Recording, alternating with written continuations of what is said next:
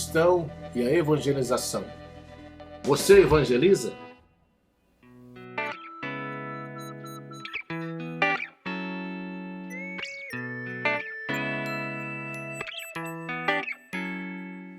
Em Mateus, capítulo 28, do versículo 19 até o 20, a palavra de Deus declara: Portanto, ide, fazei discípulos de todas as nações, batizando em nome do Pai, do Filho e do Espírito Santo, ensinando-vos a guardar todas as coisas que vos tenho ordenado.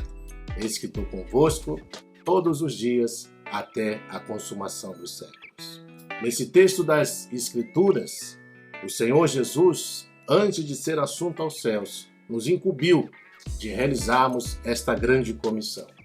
E dentro da grande comissão, uma das coisas que nós devemos fazer é evangelizar. Isto não é opcional, é um dever que todos nós, como cristãos, devemos fazer.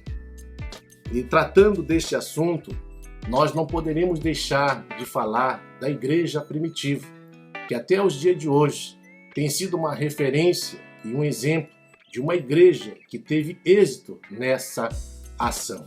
Por isso eu gostaria de trazer 5 razões pelas quais esta igreja teve êxito. A primeira razão: todos eles eram portadores das boas novas. Ou seja, todos pregavam, todos anunciavam, todos evangelizavam.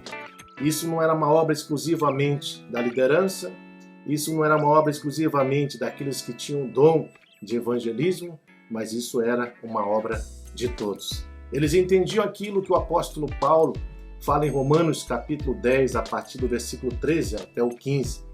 Como invocarão naquele em que não crê? Como crerão naquele em que não ouviram? Como ouvirão se não tem quem pregue? Como pregarão se não tem quem envie? Quão famosos são os pés daqueles que anunciam as boas novas. Nesse texto nós percebemos que Paulo deixa bem claro que uma pessoa, para poder invocar, crer no Senhor, ele precisa realmente ouvir da palavra de Deus. E obviamente que quando nós ministramos a palavra de Deus, nós tornamos Deus conhecido para as pessoas. E através desse conhecimento, as pessoas podem se voltar para Deus. A segunda razão que a igreja primitiva teve êxito na evangelização é que eles não esperavam que o pecador viesse até eles, mas eles iam até o pecador. No livro de Lucas, capítulo 5, a partir do versículo 27 a 32, nós vemos o próprio exemplo de Cristo. Ele, quando veio aqui a esta terra, ele deixou bem claro, ele não veio para os sãos, mas ele veio para os doentes. Ele não veio para os justos, mas ele veio para os pecadores. E se nós fôssemos analisar o contexto das pessoas que estavam à sua volta, eram pessoas assim. Cristo, de fato, foi luz nesse mundo. E nós, como cristãos, devemos seguir e dar prosseguimento à obra de Cristo. Ele manda que nós venhamos ser luz nesse mundo, sal nessa terra, e nós temos que ir atrás do pecador, em vez de ficar esperando o pecador vir até nós. A terceira razão é que eles também, em todo lugar onde eles estavam, eles enxergavam um campo missionário. Ou seja, estando nas praças, nas ruas, estando no seu serviço, eles aproveitavam as oportunidades que tinham para pregar, para evangelizar. E isso, infelizmente, dentro do nosso contexto de igreja, é algo bem triste, porque nós percebemos que na vida de muitos cristãos, evangelizar não faz parte do estilo de vida de muitos. Muitos apenas evangelizam quando a igreja promove alguma ação evangelística. Isso não deveria ser assim. Nós deveríamos entender que o evangelho, de fato, é poder de Deus para a salvação de todo aquele que crê. E esse é o meio que Deus estabeleceu para alcançar o homem pecador. Por isso, nós devemos entender que nós não podemos perder as oportunidades que o Senhor coloca diante das nossas vidas. A quarta razão é que eles não se acomodavam com o seu grupo. Quando nós lemos no livro de Atos, capítulo 2, versículo 47, fala que o povo de Deus, ali como igreja primitiva, eles adoravam ao Senhor, louvavam o Senhor, e a cada dia Deus ia acrescentando mais vida à igreja.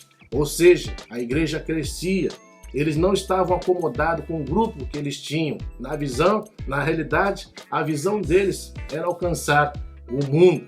Por isso a própria palavra de Deus mesmo declara que eles deviam começar isso em Jerusalém, Judéia, Samaria e até os confins da terra. E que nós também possamos ter isso em mente e entender que uma das características de uma igreja viva, verdadeira e que tem cumprido o ídolo de Cristo é quando pecadores se achegam a esta igreja por meio da minha e da sua vida e também através da vinda desses pecadores se convertem ao Senhor. Que Deus possa estar ministrando isso ao meio do teu coração. E a quinta razão é que tudo aquilo que eles faziam através do poder e da direção do Espírito Santo. Quando nós olhamos o livro de Atos, nós vemos a obra do Espírito Santo através da igreja e vemos de maneira sobrenatural, poderosa, como o Espírito Santo usava a vida desta igreja, operando curas, operando maravilhas, transformando vidas. Por muitas vezes, os próprios apóstolos da igreja primitiva, eles oravam ao Senhor, pedindo a Deus que Deus desse intrepidez, ousadia, para que eles pudessem pregar o Evangelho. Isso mesmo debaixo de risco de represárias, de sofrimentos e de risco até de morte. E que nós possamos realmente olhar para esta igreja e ver que nós necessitamos de fato de procurar viver uma vida se espelhando naquilo que eles viveram e naquilo que eles foram. Que Deus possa realmente abençoar a todos vocês que têm nos assistido por meio desses vídeos, acessando sempre o nosso site www.beteljaponês.com. Que Deus continue realmente a ministrá-los e que Deus os abençoe em nome de Jesus Cristo.